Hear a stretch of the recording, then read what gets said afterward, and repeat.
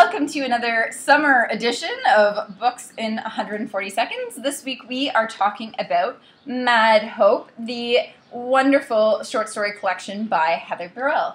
Both Jen and I are pretty mad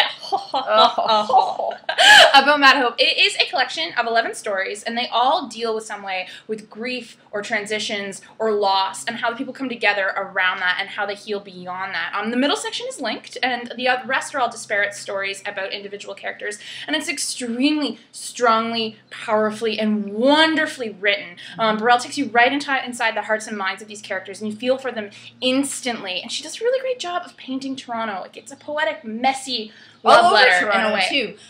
So there's a lot of different places in Toronto represented, different socioeconomic backgrounds in our characters, different races, different genders. She really kind of runs the gamut and does it so well. And I think that's really epitomized in the first story, which is Brianna, Susanna, Elena, in which we have three narrators who aren't that different apart in age, about 4 years apart. Yeah, I think they're 6, 10, and 13. Like a teenager. Yeah.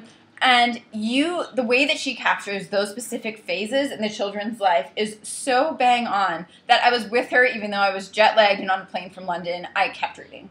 Yeah.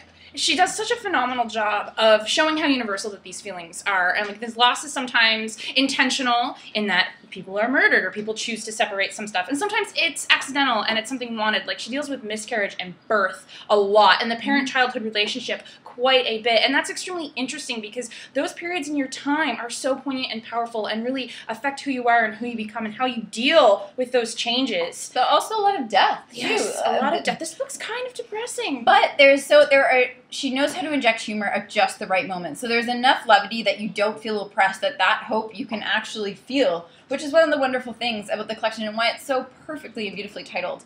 Also, gorgeous book. Let's just shout out to that. How about these end papers? Can you see them? Probably not. Oh, they're a little bit yellow. They've got little tadpoles. Yeah, I did love the frog theme quite a bit.